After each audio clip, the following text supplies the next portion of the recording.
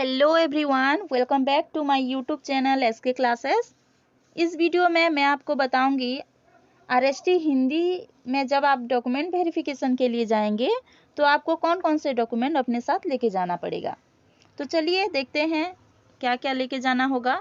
उससे पहले मैं कुछ आपको बताना चाहूँगी। इस बार क्या हुआ था, हिंदी टीचर रिक्रूटमेंट में नॉर्मल बीएड वालों को भी चांस दिया गया था, तो उनको अपने साथ एक्स्ट्रा क्या क्या डॉक्यूमेंट्स लेके जाना होगा, बस मैं उन्हीं को बोल रही हूँ।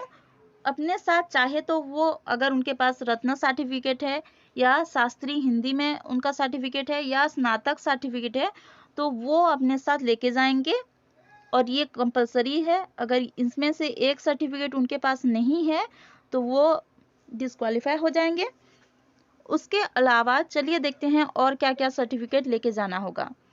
तो जितने भी आप हिंदी में 100+ स्कोर किए हैं वो सब अभी से अपना सर्टिफिकेट रेडी करके रखिए, क्योंकि रिजल्ट आने के बाद, फाइनल आंसर के आने के बाद तुरंत ही आपका वेरिफिकेशन का टाइम आ जाएगा, तो आप अभी से रेडी करके रखिए। चलिए देखते हैं एक एक करके कि हमें क्या क्या डॉक्यूमेंट्स लगेंगे। देखो, पहला है आपका एडमिट कार्ड। जो मेन एग्ज़ाम हुआ था, री एग्ज़ाम जो हुआ उसी का लेके जाना पड़ेगा। तो री एग्ज़ाम का एडमिट कार्ड लेके जाना होगा, एक एक करके डिस्क्राइब करेंगे। उसके बाद जब आपका वेरिफिकेशन का टाइम आएगा तो वहाँ पे आपको एक फॉर्म मिलेगा, उसी को आपको फिल करके लेके जाना होगा। तो ये बी नंबर पे जो है वो आपका अभी से आपको फॉर्मेट नहीं मिल सकता, जब आप वेरिफिकेशन का डेट आ जाएगा उसी टाइम आपको ये मिलेगा। नेक्स्ट है ऑनलाइन एप्लीकेशन फॉर्म। जब आप अप्लाई किए थे हिंदी के लिए, मतलब जो रेगुलर हाई स्कूल टीचर के लिए ओएसएससी वेबसाइट पे, तो आपका जो फॉर्म आया था उसी को डाउनलोड करके लेके जाना पड़ेगा। अगर ये फॉर्म आपके पास अभी अवेलेबल नहीं है तो आप ओएसएससी के ऑफिशियल वेबसाइट में जाकर लॉगिन करके डाउनलोड कर सकते हैं। अगर नहीं पता है कैसे डाउनलोड करना है तो मैं उसका भी वीडियो बना सकती हूँ, आप कमेंट कर दीजिएगा अगर किसी को प्रॉब्लम हो रहा है तो। चलिए उसके बाद क्या क्या लगेगा देखते हैं। उसके बाद लगेगा आपका 10+2 और बीए का मार्कशीट और डिग्री सर्टिफिकेट। तो देखो, मार्कशीट में आपका जितना भी सेमेस्टर है सभी का अलग अलग सर्टिफिकेट लेके जाना पड़ेगा। जैसे बीए का 6 सेमेस्टर हुआ था तो सेमेस्टर वाइज आपको हर सेमेस्टर का मार्कशीट और लास्ट में आपको डिग्री सर्टिफिकेट भी लेके जाना पड़ेगा। और अगर किसी का ग्रेड में है तो उनको कन्वर्जन सर्टिफिकेट भी लेके जाना पड़ेगा। सीजीपीए में, बाद में सीजीपीए में हुआ था, तो सीजीपीए में किसी का भी है तो उनको कन्वर्जन सर्टिफिकेट लेके जाना होगा, बाकी लोगों को नहीं लगेगा। उसके बाद बीएड का मार्कशीट और सर्टिफिकेट दोनों लेके जाना पड़ेगा। अगर किसी का अदर स्टेट बीएड है तो उनको एक्स्ट्रा 4 डॉक्यूमेंट्स लगेंगे, जो कि बहुत ही इम्पोर्टेंट है, ध्यान से सुनिएगा। इसमें आपको लेके जाना होगा, यहाँ पे है, आपको देखिए, ये ऑफिशियल जो नोटिफिकेशन था उसी का है। तो यहाँ पे आपको लेके जाना होगा इक्विवेलेंस सर्टिफिकेट, उसके बाद है एफिलिएशन, उसके बाद है रिकॉग्निशन और उसके बाद है एनसीटी सर्टिफिकेट। ये 4 सर्टिफिकेट आपको जरूरी है। जो अदर स्टेट बीएड हैं, चाहे छत्तीसगढ़ के हो या आगरा बीएड हो या कहीं से भी बीएड किए हों, तो उनको ये 4 सर्टिफिकेट लेके जाना पड़ेगा। और उसके बाद है ओस्टेट सर्टिफिकेट। ओस्टेट सर्टिफिकेट में आपका हिंदी टीचर मेंशन होना जरूरी है। आपके जो सर्टिफिकेट है उसमें हिंदी टीचर लिखा होना जरूरी है।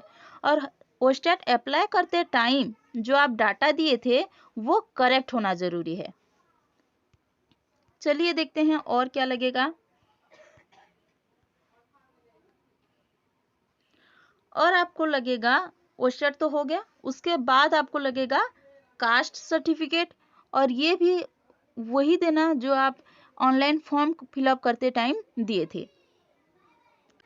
अगर किसी का 10th तक Odia as a language subject नहीं था तो वो क्या कर सकते हैं, ओडिया पास सर्टिफिकेट दिखा सकते हैं।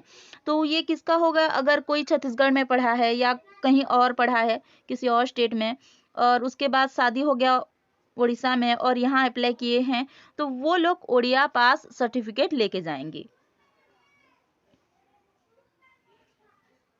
उसके बाद आप लेके जाएंगे, अगर कोई PWD कैंडिडेट है तो वो अपना सर्टिफिकेट लेके जाएंगे, या फिर कोई स्पोर्ट्स पर्सन है तो वो अपना सर्टिफिकेट लेके जाएंगे, या फिर कोई एक्स सर्विसमैन है तो वो अपना सर्टिफिकेट लेके जाएंगे।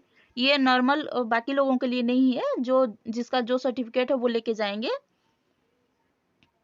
ये PWD का है, ये स्पोर्ट्स पर्सन का है, ठीक है, और ये सर्विस जो एक्स सर्विसमैन है उनका है।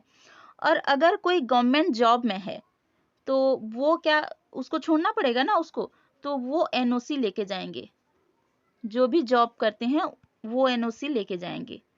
इसके साथ साथ आप लेके जाओगे एक ID प्रूफ, चाहे आधार कार्ड हो या कुछ भी हो, बेस्ट है आधार कार्ड, तो आधार कार्ड का लेके जाएंगे। और उसके बाद है 2 फोटोग्राफ, 2 फोटो अपने साथ लेके जाएंगे।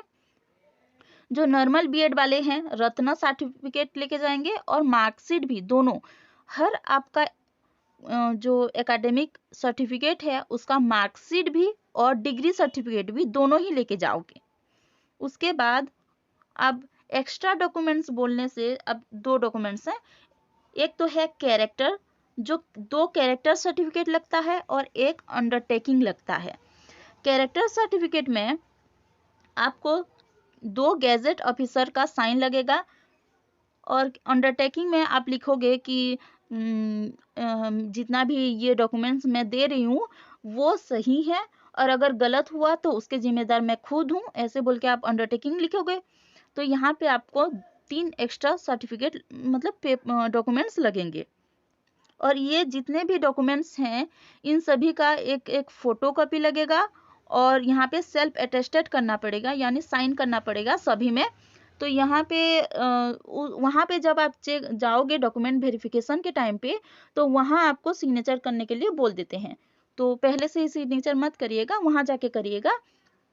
तो ये था आपका सारे सर्टिफिकेट्स। अगर फिर भी किसी को डाउट रहा है तो कमेंट में बताइएगा, मैं उसको क्लियर कर दूंगी। तो चलो, ये था आपका डॉक्यूमेंट्स। अगर आपको कैरेक्टर सर्टिफिकेट का फॉर्मेट या अंडरटेकिंग का फॉर्मेट चाहिए तो वो मैं अपने टेलीग्राम ग्रुप में दे दूंगी, और ये जो जितने भी डॉक्यूमेंट्स हैं उन सभी को एक लिस्ट बनाकर आपको टेलीग्राम ग्रुप में भेज दूंगी, आप वहां से भी जाकर चेक कर सकते हैं।